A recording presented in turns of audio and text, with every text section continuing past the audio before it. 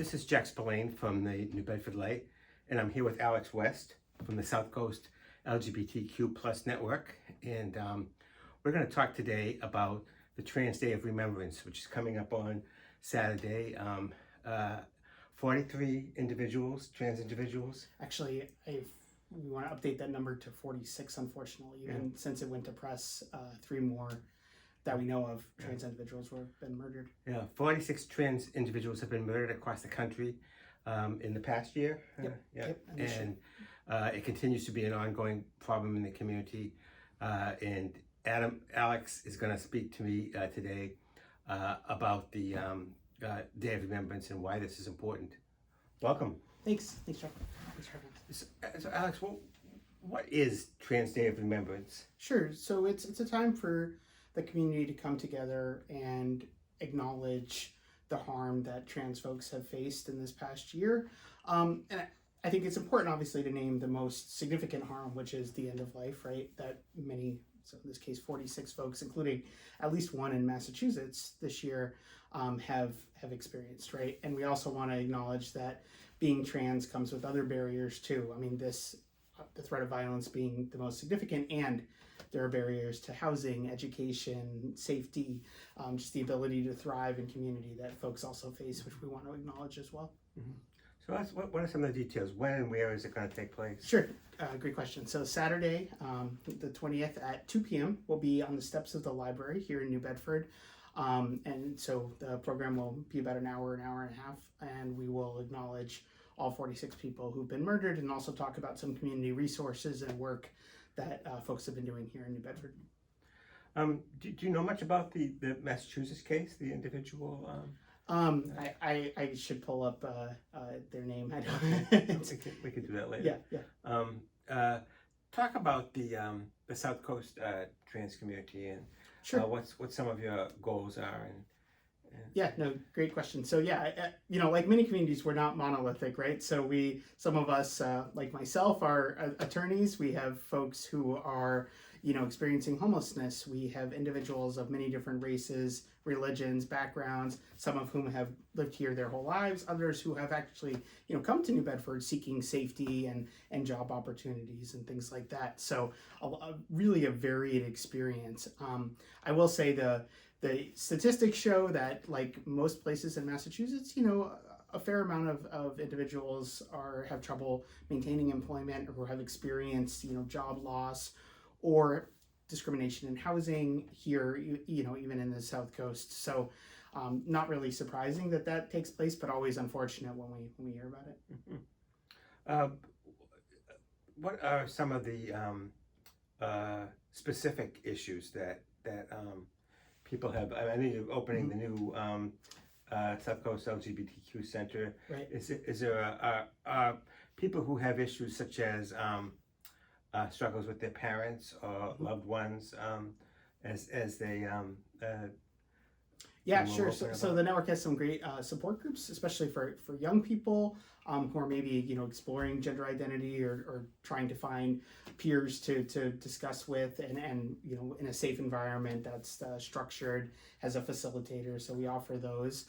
There's also lots of social events for folks who are a bit older, and really just whatever somebody needs. I think we hope to be responsive to that. So whether it's you want to get to know more people socially, talk to other LGBTQ folks, or do you need some help with resources, right? Like maybe finding support in how do you change your name or gender documents, maybe how do you combat some of the discrimination that you face. So really kind of the gamut between fun and then necessity, I would say. Mm-hmm. Yeah. How does the trans community become more visible in the area? Sometimes I know we had there's a lot of talk on right-wing radio about the trans story hours at libraries, which is a great idea, but it strikes me as it's such a small part Sure. of the community. How is it that people become more visible? Yeah, I mean, I think it's twofold, right? Because with visibility comes some harm, especially some of the most visible in our community. We think about Black and Latinx trans folks, especially trans women, who bear the brunt of the violence in our communities. So I think whenever we take steps to be more visible. Unfortunately, the backlash is that some folks experience harm because they are at the margins and are most, I guess, readily seen as trans. Whereas someone like myself or other folks, people interact with me all the time and wouldn't know unless I disclose. So it is, I guess it really runs the gamut. So as we make strides and as we are more present in all walks of life, right? We're EMTs, we're librarians, we're school teachers, so we're everywhere. And with that comes, unfortunately, some harm once folks are aware. So I'd say it's kind of twofold. Are there support services for the non-LGBTQ loved ones of trans individuals where they can learn more about? So our service area has some great PFLAG groups. That's parents and friends of. It used to stand for lesbian and gays. Now it's more inclusive of if you're a parent or friend or family member of somebody who's trans or gender nonconforming or questioning what their sexual orientation or gender might be. There's definitely support for that, and I think it's fantastic, especially because you don't want to direct all of your questions to your loved one who's maybe part of the LGBTQ community. It can be a bit taxing to get a lot of those questions. So great to talk with other allies and learn some both language and then also practicalities, like what might this be like, what might I need to do to prepare myself to support my loved one who's transitioning their gender, for example. The SouthCoast LGBTQ offer those? So is it counseling or? It's more of a peer support group, and PFLAG is a separate entity, but for sure we could get folks in touch with whatever local group they want in the South Coast area. Yeah. The other issue that struck me recently was the misinformation that gets out there. We had the gubernatorial race in Virginia, where a lot of the publicity focused on what I saw as this fake outrage over an incident that took place in a school. Is that something that you guys are always, battling with, that misinformation and fear mongering? Yeah, I think. Right, it's an easy, trans folks are an easy target, and it plays well in the media, right? If you say the word transgender, people pay attention, and for good or for bad, right? So it's easy and it's unfortunate, and it does happen all of the time, where if somebody's trying to score some political points, it's cheap and easy, and they can do it. And I've seen the flip side of that, where there are a number of elected officials in our region, especially, who want to support the trans community and who's come to us to say, what can we do to support you? Which is, I think a wonderful thing that I wouldn't have expected to see even 10 years ago. What about folks who want to help, want to be supportive, but through their conversation either use the wrong words or say something that is offensive that they don't understand?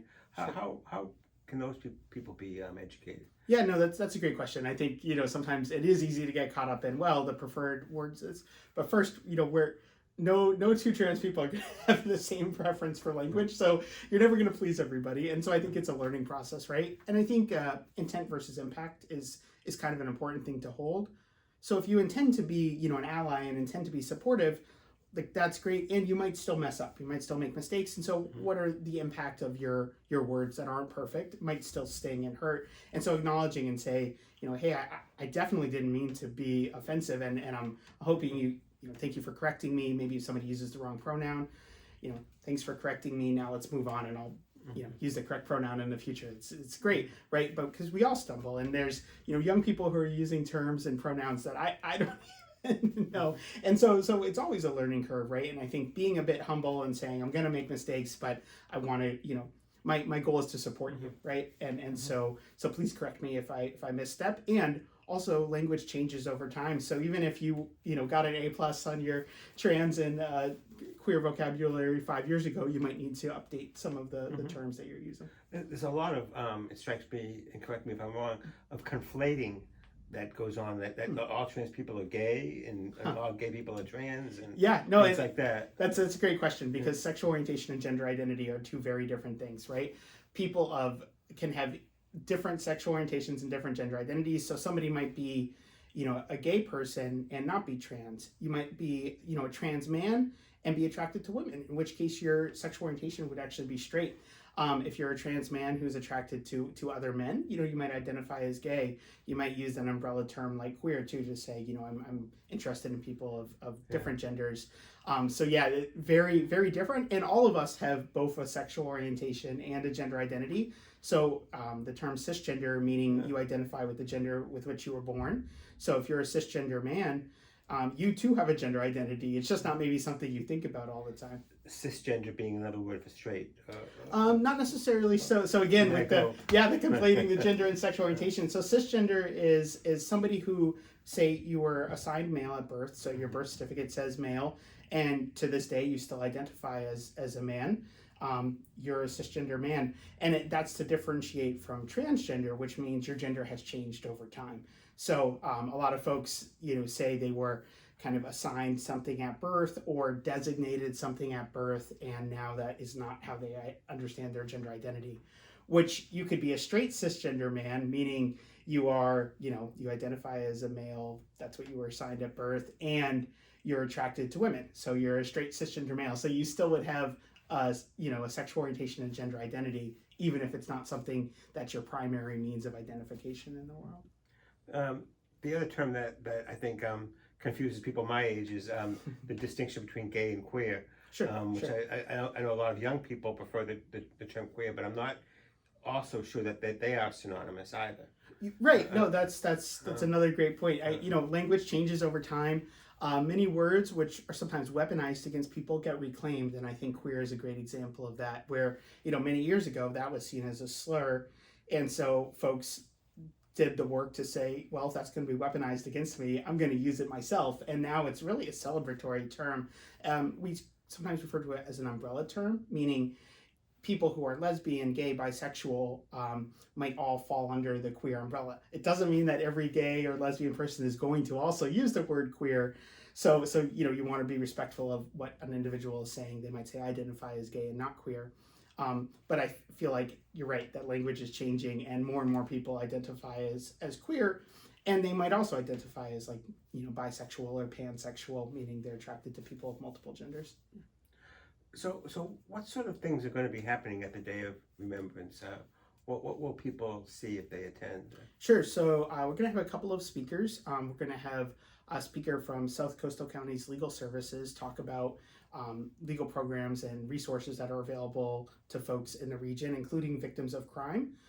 So they have some specific funding to work with people who have experienced crime, and that could be something related to gender identity or sexual orientation. So if you were the victim of a hate crime, even if you didn't report it to the police, you can still benefit from their services and learn kind of what your rights are and what some options are for some help. We'll also have someone from South Coast Fair Housing, where I work, to talk about housing discrimination, including if you've experienced discrimination based on gender identity or sexual orientation, and that could be in rental, or you're looking to buy a place, or in insurance or lending. So all of that is part of the housing discrimination world. We'll also have someone from South Coast Health talking about different resources available for healthcare for folks in the area. And of course, this is a vigil, so a little more somber event, and there will be a reading of the names of the 46 people who've been murdered in the U.S. this year. So it's not the same as a celebratory event like a pride parade, and it's really important because we want to both acknowledge the harm that's occurred and let folks in the area know that they're not alone and that there's resources to support them. Yeah. How does South Coast stack up as a region in terms of acceptance and tolerance of trans people? Is there any way to gauge that? We know that traditionally it's been a culturally conservative area of the state, large immigrant and ethnic populations. What is the is it possible to generalize about the environment here, or?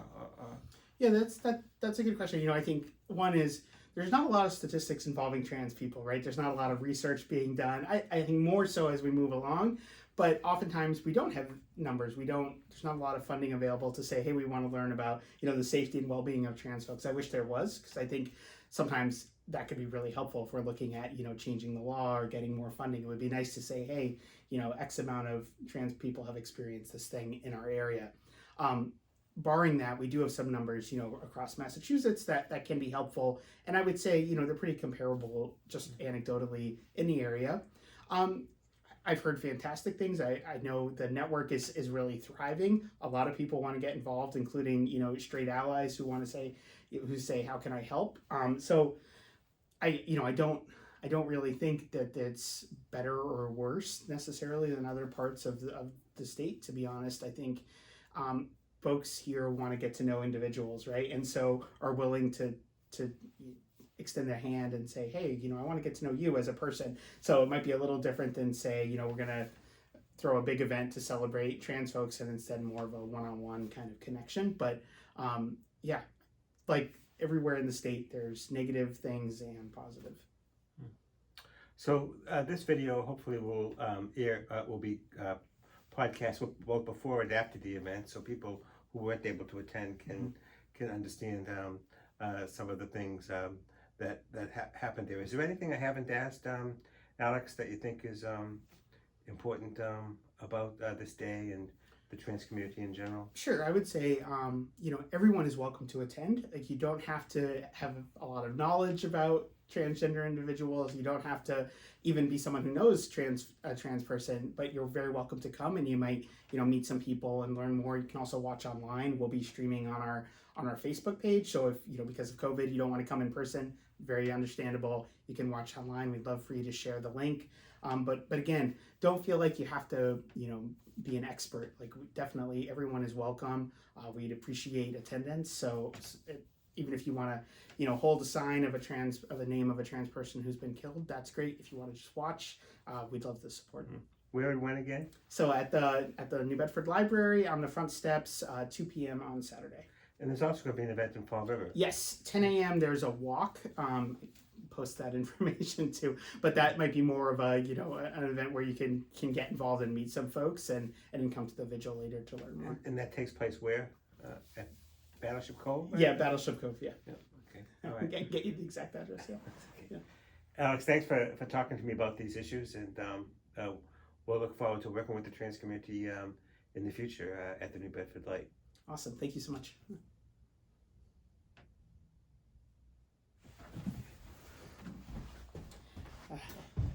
Should have prepared for the